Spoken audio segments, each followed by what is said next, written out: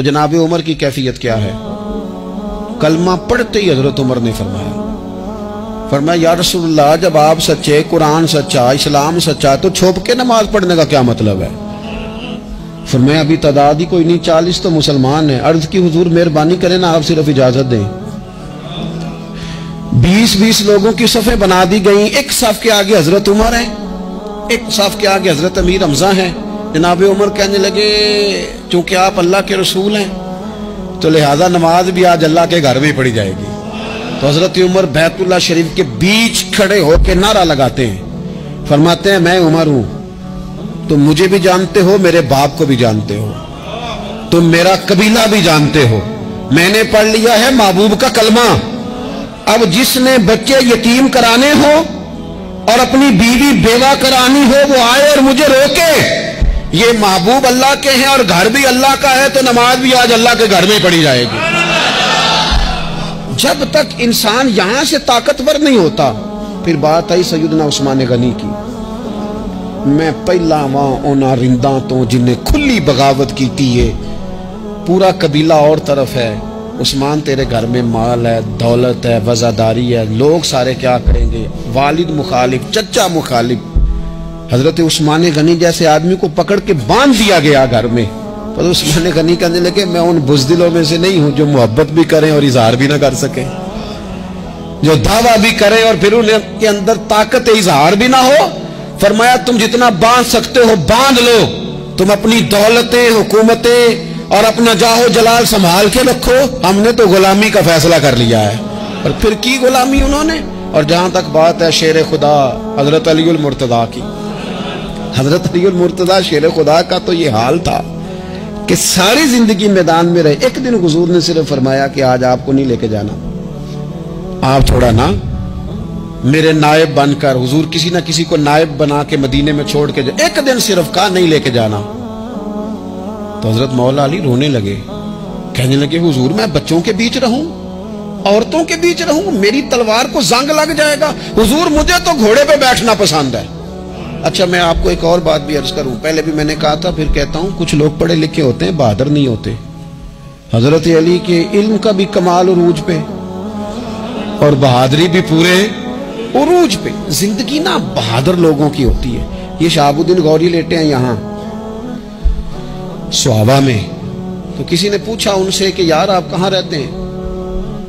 کہنے لگے میں گھوڑے کی پشت پہ ہوتا ہوں، ہمارے بچے بڑی سونی فوٹو بناتے ہیں، ان سے پوچھیں آج کل آپ کیا کرتے ہیں تو کہتے ہیں موبائل چلاتے ہیں۔ آپ کیا کرتے ہیں؟ ہم فوٹو کھینچتے ہیں۔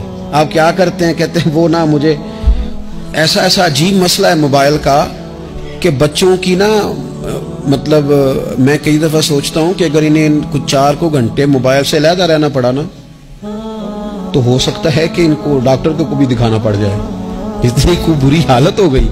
مجھے ڈھیر سارے دوست کہتے ہیں جی آپ ٹیلی فون پہ ملتے نہیں۔ میں نے کہا میں پہلے ملا کرتا تھا جب تک لوگوں کی جیب میں موبائل تھا، جب سے لوگوں نے ہاتھ میں پکڑ لیا نا تو پھر تو ایک دن میں 100 نمبر ملتا ہے، تو پھر آپ کیسے موبائل پہ رہیں گے؟ پھر تو ایک ہی کام ہے، یا فون سنیں گے یا کوئی اور کام کریں گے۔ تو تھوڑی سی ہمت والی زندگی گزاریں۔ بزدلانہ باتیں، کمزور باتیں ہمارے بچوں کو بھی کمزور کر دیں گی، یہ کچھ نہیں کر سکیں گے۔ حضرت سیدنا عبداللہ بن زبیر رضی اللہ تعالیٰ عنہ، یہ مدینہ منورہ میں پیدا ہونے والے سب سے پہلے بچے ہیں۔ حضرت سیدنا ابوبکر صدیق رضی اللہ تعالیٰ عنہ کے نواسے ہیں، حضور کے پھپھو جناب صفیہ کے پوتے ہیں، اور عشرہ مبشرہ صحابی حضرت زبیر بن عوام ان کے بیٹے، شروع سے ہی بڑے بہادر تھے۔ ایک دن کچھ بچے گلی میں کھیل رہے تھے تو ایک شخص نے آ کے نا چیخ ماری، ڈرایا، سارے بچے بھاگ گئے۔ جناب عبداللہ ابن زبیر کہنے لگے کیوں بھاگتے ہو؟ اب چیخوں سے بھی ڈرو گے؟ واپس آؤ سارے، میں تمہارا امیر ہوں، آؤ ذرا اس پر حملہ کریں۔ ہم سارے بھاگے اور یہ اکیلا کھڑا رہے۔ اس پر حملہ کیا، وہ ڈرانے والا خود ڈر کے بھاگ گیا۔ تھوڑا سا نا مزاج، ذہن، طبیعت دیکھیں نا، بدتمیزی اور چیز کا نام ہے لیکن گفتگو کا مضبوط ہونا یہ اور چیز کا نام ہے۔ بچوں کو جب پوری طرح یہاں تو ہم ان کو اس قدر زیادہ کمروں میں بند رکھتے ہیں کہ جب وہ نکلتے ہیں باغی ہو جاتے ہیں، یہاں پھر یہ ہوتا ہے کہ ان کے اندر جو صلاحیتیں ہوتی ہیں وہ پوری طرح دب جاتی ہیں، وہ جو کیفیات ہوتی ہیں جو ایک مردانہ وصف پہ ہونی چاہیے ان کے اندر موجود نہیں ہوتی. اقبال کہتے ہیں آئین جواں مرداں حق گوئی و بے باکی، اللہ کے شیروں کو آتی نہیں روباہی. اور یہ جو سہمے دوست ہیں نا بالخصوص غریب طبقے سے، ان سے میں عرض کروں گا کبھی کسی کی گاڑی دیکھ کر مرعوب نہیں ہونا، کبھی کسی کے مہنگے کپڑوں کے روب میں نہیں ہونا، کبھی نہیں. حالات کے سہمے ہوئے لوگوں کو بتا دو حالات بدل جاتے ہیں، ایک جیسے نہیں رہتے. کبھی کمزور نہ پڑیں اور جگہ جگہ اپنے دکھ بھی نہ بتائیں، جگہ جگہ اپنے دکھ نہ بتائیں. ہمت کریں، ہمت کریں. اور ایک شاعر نے کہا تھا کہ با ہمت لوگ کبھی ہارا نہیں کرتے، یا وہ جیت جاتے ہیں یا کچھ سیکھ جاتے ہیں. وہ نا میدانوں میں رہتے ہیں، کمزور نہ پڑیں.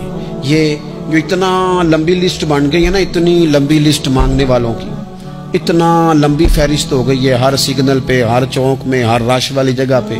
یہ بتاتی ہے کہ لوگ اس کو آر ہی نہیں سمجھتے، کمزوری نہیں سمجھتے، طاقت والا مزاج. حضرت عمر بہادر تھے تو بہادر لوگوں کو پسند بھی بڑا کرتے تھے. حضرت عبداللہ ابن زبیر چھوٹے تھے، بچوں کے ساتھ کھیل رہے تھے، اور یہ وہی حضرت عبداللہ ابن زبیر ہیں جو بعد میں امام حسین کے قاتلوں کے سامنے ڈٹ کے کھڑے ہو گئے اور انہوں نے اعلانیہ ان لوگوں کا بائیکاٹ بھی کیا اور ان لوگوں کے ساتھ سفارا بھی ہوئے. حضرت عبداللہ ابن زبیر اور فرماتے ہیں کہ میری ماں 90 سال سے زیادہ عمر تھی حضرت اسماء بنت ابی بکر کی. جب میں نے انہیں کہا نا اماں وقت آ گیا شہادت کا، تو میری اماں مجھے کہنے لگی پتر میدان میں رہنا. میدان میں بکرے کو ذبح ہوتے وقت تکلیف ہوتی ہے، جب اس کی کھال اتاری جائے پھر کوئی تکلیف نہیں ہوتی. ایسے ہی کمزور نہ پڑنا. ہمارے ہاں تو لوگ کہتے ہیں نا پتر اندروں کنڈی لے لا، ساڑی نہیں لڑائی. اور جب ہمارے گھر آگ آئے گی پھر اسے اب بند کریں گے، ابھی نہ تو بالکل باہر نہ نکلنا. کیسے قوم آگے بڑھے گی؟ جرتیں کیسے پیدا ہوں؟ اور جو کچھ کہہ نہیں سکتے وہ منوائیں گے کیسے؟ جو بات کرنے کی طاقت نہیں رکھتے وہ اپنا منوائیں گے کیسے؟ حضرت عبداللہ ابن زبیر رضی اللہ تعالیٰ عنہ اپنے دوستوں کے ساتھ گلی میں کھیل رہے تھے، جناب عمر فاروق آ گئے. حضرت عمر فاروق کا جلال تھا، بچے ان کو دیکھ کے دوڑ گئے. حضرت عبداللہ ابن زبیر کھڑے. حضرت عمر قریب آئے، کہنے لگے پتر آپ کیوں نہیں دوڑے؟ حضرت عبداللہ ابن زبیر چھوٹے سے ہیں، کہنے لگے جی کیوں میں دوڑتا، میں نے کوئی جرم کیا ہے، تو میں نے غلطی کی ہے، بھلا کیوں دوڑوں؟ آرام سے کھیل رہے ہیں اور نہ ہم نے کوئی رستہ بند کیا، جگہ ہے آپ نے گزرنا تو گزر جائیں. چاہیے تھا نا حضرت عمر ناراض ہوتے، پر جناب عمر نے ماتھا چوم لیا.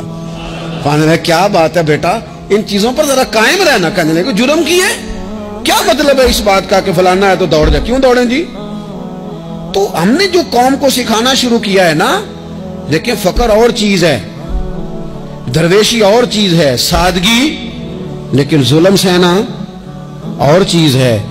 دنیا میں قتیل اس سا منافق نہیں کوئی جو ظلم تو سہتا ہے بغاوت نہیں کرتا. اپنی زندگی میں عزم کو، ہمت کو، نظریے کو بلند کریں، مظلومانہ مزاج نہ پیدا کریں، بلا وجہ دکھ سنا کے اپنے آپ کو کمزور نہ کریں. یاد رکھیں اگر ہم اپنے دکھ کسی کو سنا رہے ہیں اور اپنے آپ کو بڑا غریب ثابت کر رہے ہیں تو ایسا نہ ہو کہ ہمارے بچے اس کا برا اثر لے جائیں. خودداری سے جینا سکھائیں، عزت نفس سکھائیں. ہر وقت گھر کے اندر، کلاس کے اندر، اپنے دوستوں کی جمعیت کے اندر کمزور باتیں نہ کریں، رو دھو کے وقت نہ گزاریں.